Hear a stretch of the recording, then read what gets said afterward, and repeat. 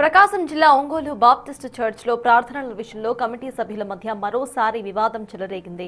Pastor Augustine pulpit ఎక్కేటో ప్రార్థనలు చేసేందుకు వీలు లేదని పాస్టర్ కెనడీ వర్గం అడ్డుకుంది. దాంతో అగస్టిన్ కెనడీ వర్గాల మధ్య వాగ్వాదం చోటు చేసుకుంది.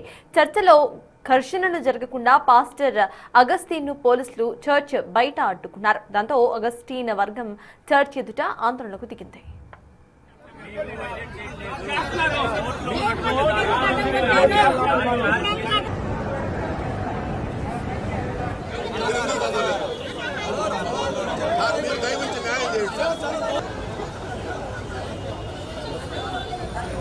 కాదు కదా ఎన్ని సంవత్సరాల నుంచి కోర్టులు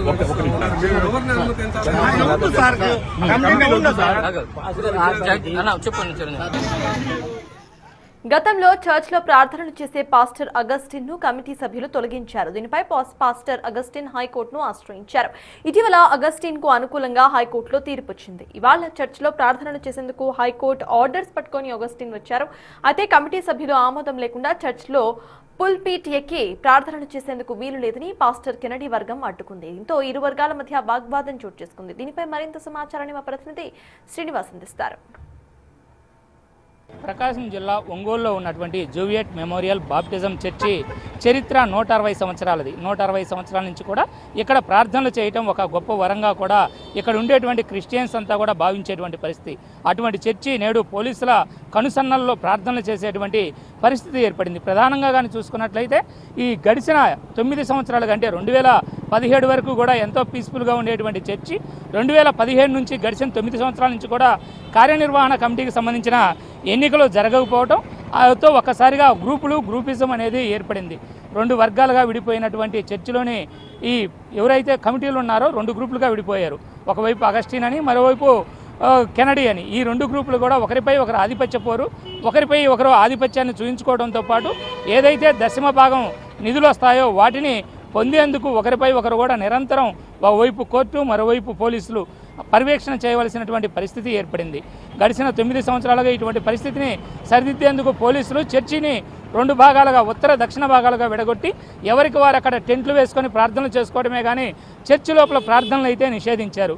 ఇదే సమక్షంలో ఇందులో ఉన్నటువంటి అగస్టిన్ వర్గం కోర్టు నుంచి ఆర్డర్స్ తీసుకువచ్చి ప్రార్థనలు చేసేందుకు ఈరోజు చర్చిలోకి వెళ్లడంతో మరలా ఒకసారిగా ఉద్రిక్త వాతావరణం ఏర్పడింది. దీంతో 2వ వర్గం వారు అడ్డుకోవడమే కాకుండా లోపలికి నిరాకరించడంతో ఒకరిపై ఒకరు అజమాయిషీ చేయడం మరియు అదే సమయంలో పోలీసులను ఉద్దేశించి వారంతా కూడా నిరసన దిగడం జరిగింది.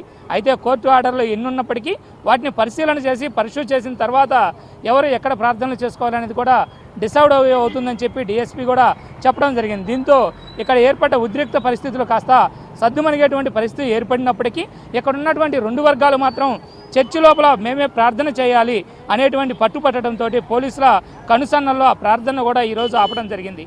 అయితే ఉత్తర మరియు దక్షిణ వైపులో భాగాల్లో ప్రార్థనలు చేసుకునేటువంటి దానికి ఈరోజు అక్కడ టెంట్లు నిర్మించుకోకపోవడంతో కొంతసేపు అయినా సమయం కేటాయించాలని వారు చివరిదాకా అడిగినప్పటికీ ఎటువంటి సమయం కేటాయించకుండా ఇరు వర్గాలను కూడా సర్ది చెప్పడం జరిగింది. అయితే దీనికి ఒక ఫుల్ స్టాప్ అనేది లేకపోవడంతో ఇది తిరిగి మరలా పునరావృతమయ్యే అవకాశం కూడా ఉందని చెప్పి తెలుస్తుంది. అయితే ఈ చర్చికి సంబంధించి వచ్చేటువంటి నిధులు మరియు దానిపైన ఉన్నటువంటి కోట్ల విలువైన ఆస్తులను పొందేందుకే ఈ ఆధిపత్య ధోరణి ప్రదర్శిస్తున్నారని అందరూ చెబుతున్నప్పటికీ దీన్ని మాత్రం అడ్డుకట్ట అయితే వేయలేకపోతున్నారు. చూద్దాం మరి దీనికి గొడవలకి ఫుల్ స్టాప్ పడి ప్రశాంతంగా చర్చిలో అందరూ ప్రార్థన చేసుకోవాలని కోరుకుందాం. ఇది ఇక్కడ నెలకొన్న తాజా పరిస్థితి. వీడియో జర్నలిస్ట్ చంటితో శ్రీనివాస్, బిగ్ టీవీ.